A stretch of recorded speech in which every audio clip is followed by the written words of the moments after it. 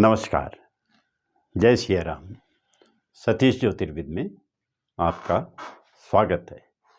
आज हम चर्चा करते हैं कि मेष लग्न की कुंडली में यदि मंगल लग्न में स्थित हो तो जातक को क्या फल प्रदान करेगा।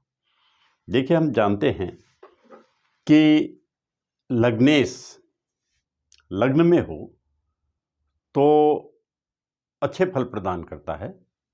ये सभी कुंडलियों में लागू होता है। लेकिन मंगल के विषय में हम जानते हैं कि मंगल एक क्रूर ग्रह है और क्रूर ग्रह यदि केंद्र के स्वामी हों तो वो अच्छा फल प्रदान करते हैं। यही बात यहाँ मंगल पर भी लागू होती है।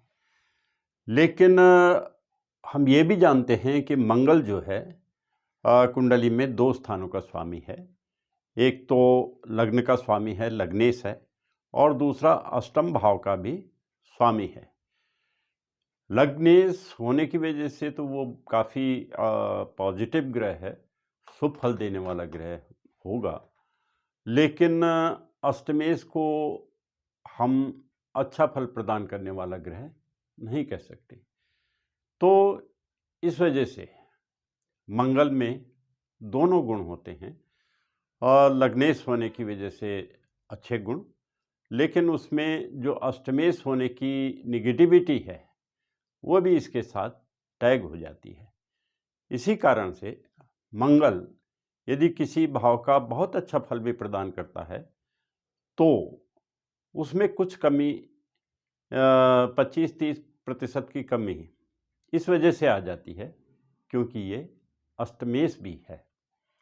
तो अष्टमेश की निगेटिविटी की छाप इसके साथ रहती है, यानी अष्टमेश की जो निगेटिविटी है उसकी तासीर भी इसके साथ रहेगी और लग्नेश की जो पॉजिटिविटी है उसकी तासीर भी इसके साथ रहेगी।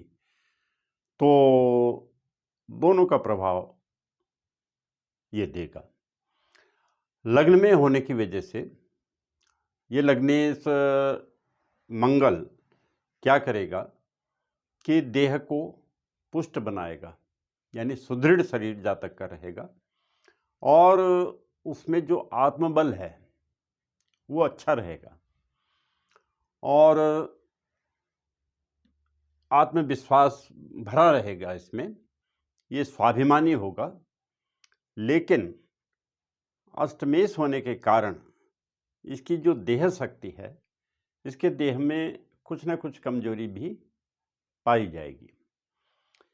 यहाँ के बाद हम ये देखते हैं कि ये जो मंगल है इसकी चौथी पूर्ण दृष्टि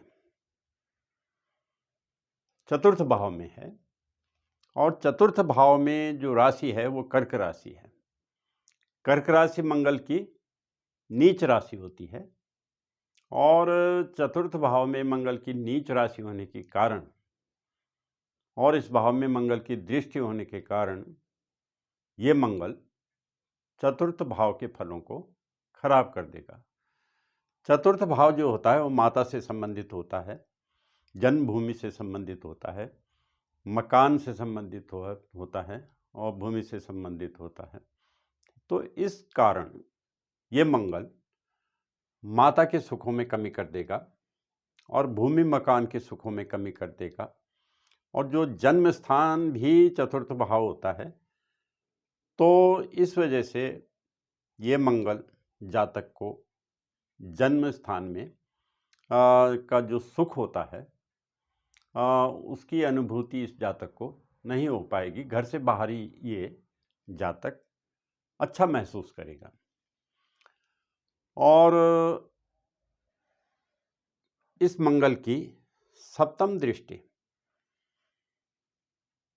सातवें भाव में पड़ती है जो कि गृहस्थी से संबंधित होता है और सप्तम भाव में जो राशि है वो शुक्र की राशि है। शुक्र मंगल का शत्रु है और इस वजह से ये मंगल सप्तम भाव के जो फल हैं जो कि गृहस्थ से संबंधित हैं उन फलों को अच्छा प्रदान नहीं करेगा। सप्तम भाव रोजगार से भी संबंधित होता है या जो साझे में कार्य किए जाते हैं उनसे भी संबंधित होता है। इसलिए ये मंगल जो प्राइवेट रोजगार है या साझे में किए जाने वाले जो कार्य हैं उनके फलों को अच्छा प्रदान नहीं करेगा। इस मंगल की जो अष्टम दृष्टि है वो 8वें भाव में अपनी राशि में पड़ती है, जो कि वृश्चिक राशि है, और अपने ही घर में दृष्टि पड़ने की वजह से यह मंगल अष्टम भाव के जो फल हैं उनको अच्छा प्रदान करेगा। अष्टम भाव जो है वो आयु से संबंधित होता है, इसलिए मंगल जातक की आयु को बढ़ाएगा। अष्टम भाव गूढ़ ज्ञान से भी संबंधित होता है, तो गूढ़ ज्ञान भी इसको प्राप्त होगा। और अष्टम भाव पुरातत्व से भी संबंधित होता है। पुरातत्व का मतलब ये हो गया जो कि हमारी पैतृक संपत्ति वगैरह होती है या वसीयत वगैरह होती है, उससे भी संबंधित होता है।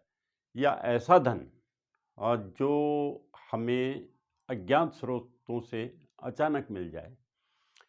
ये हो सकता है कि ऐसा धन हमें किसी से प्राप्त अनुदान भी हो सकता है, किसी से प्राप्त सहायता भी हो सकती है कि जो कोई अचानक हमें प्रदान कर दे, मदद प्रदान कर दे, तो ऐसा धन भी हो सकता है।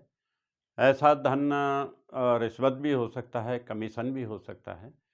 तो ऐसा धन प्राप्त होने की संभावनाएं इस जातक को बहुत होती हैं। ऐसा धन इस जातक को प्राप्त हो सकता है, चाहे वो मित्रों से मदद हो या अचानक कोई इसको अनुदान दे दे या कोई दबा हुआ धन इसको प्राप्त हो जाए या किसी की वसीयत से इसको धन प्राप्त हो जाए, इसकी संभावनाएं काफ़ी होंगी।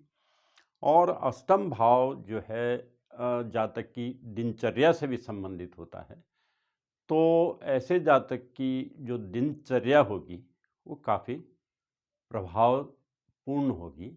यानी कि इसको ऐसी दिनचर्या पर मान होगा। तो ये सभी फल मेष लग्न की कुंडली में लग्न में स्थित मंगल प्रदान करेगा।